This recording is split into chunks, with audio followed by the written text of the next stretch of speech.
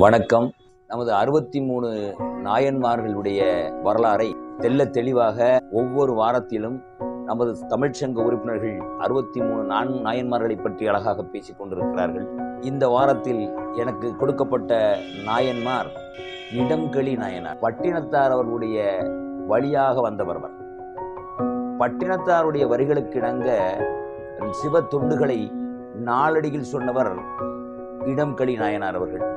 பட்டினத்தார் சொல்லுவார், ஒன்றென்றீரு தெய்வம் ஒன்றென்றீரு, செல்வமெல்லாம் அன்றென்றீரு, உயர் செல்வமெல்லாம் அன்றென்றீரு, பசித்தோர் முகம் பார், பசித்தோர் முகம் பார், நல்லறமும் நட்பும் நன்றென்றீரு, நடு நீங்காமலே நமக்கு இட்டபடி என்றென்றீரு, மனமே உமக்குபதேசம் இதே.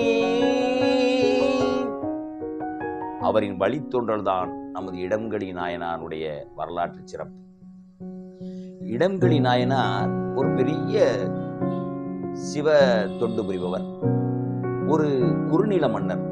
அதாவது நமது புதுக்கோட்டை மாவட்டத்திலே கோனாடு பானாடு என்று கூறக்கூடிய கோனாடில் கொடுங்கலூர் என்ற ஊரில் பிறந்தவர். ஒரு குறுநில மன்னர். ஒரு மன்னருக்கு உள்ள சிறப்பு என்னவென்றால், நாட்டை நாட்டு மக்களை திறம்பட ஆள வேண்டும் என்பது மட்டும்தான் அந்த மன்னருடைய சிறப்பாக இருந்தது. ஆனால் நமது இடம்களி நாயனார் அவர்கள் மிகவும் தெள்ள தெளிவுடன் சிவனடியார்களுக்கு தொண்டு செய்து அவர்கள் கேட்கும் பொருள்களை அடித்து அவர் சிறப்பு பெற்றார்.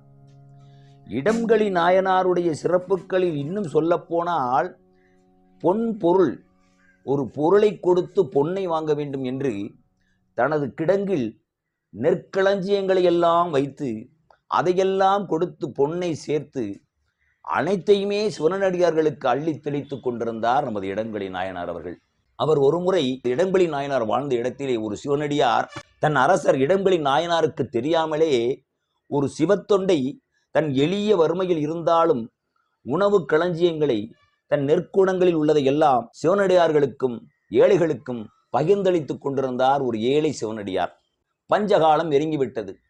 என்ன செய்வது என்று தெரியாமல் அவர் வாழ்ந்த ஊரில் சிவனடியார்களுக்கு அந்த சிவனடியால் செய்ய முடியவில்லை, அந்த ஏழைகளுக்கு உணவளிக்க முடியவில்லை அந்த சிவனடியாரால். என்ன செய்வது? குறுநில மன்னர் இடம்களி நாயனாரிடம் எவ்வளவோ நெற்களஞ்சிய கூடங்கள் இருக்கிறது, அதிலிருந்து நாம் எடுத்து இந்த சிவனடியார்களுக்கும் ஏழைகளுக்கும் அந்த பொருளை அளிக்கலாமே என்று உணர்ந்து அவரிடம் செல்லாமல் அவர் தன் கிடங்கில் உள்ள இடம்களி நாயனார் குறுநில மன்னர் அரசவையில் கிடங்கில் உள்ள நெற்களஞ்சியங்களை எடுத்து வந்து தானம் பண்ணுவோம் என்று அவர் தன்னுடைய நிலை சிவனடியார் என்று கூட தெரியாமல் அந்த நெற்களஞ்சியங்களை திருடுவதற்காக அவருடைய களஞ்சியங்கள் உள்ள கிடங்குக்கே சென்று விட்டார் அந்த ஏழை சிவனடியார். அப்பொழுது சென்று தன் நெற்களஞ்சியங்களை எடுத்து வரும்பொழுது அந்த சிவனடியார் அங்கு உள்ள குறுநில மன்னர் உள்ள சிறை காவலர்கள் அவரை பிடித்து விட்டார்கள். நமது இடம்களி நாயனாரிடம் மன்னரிடம் கொண்டு போய் இந்த சிவனடியாரை சேர்த்தார்கள். இடம்களி நாயனார் கூறினார், ஏனையா, இந்த நெற்களஞ்சியங்களை சிவனடியார்களுக்கும் ஏழைகளுக்கும் கொடுத்து கொண்டிருப்பதை நானா தவிர்க்கப் போகிறேன்?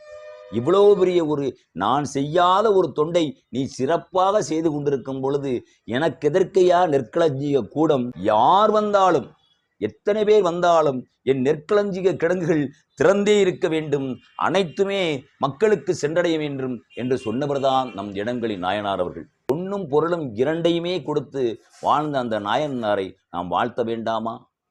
அவருடைய செயல்கள் எப்படி சிறந்து விளங்கியது என்று நினைக்கும் பொழுது இன்னும் இடம்களி நாயனார் போல் எத்தனை பேர் இருந்து கொண்டிருக்கிறார்கள் என்பது இந்நாட்டின் வரலாறு. நமது இடம்களி நாயனாரை வணங்குவோம், அவர் வழி செல்வோம் என்று கூறி தமிழ்ச்சங்கத்துக்கு இந்த அடியேனின் தரந்தாழ்ந்த வணக்கங்கள் என்று கூறி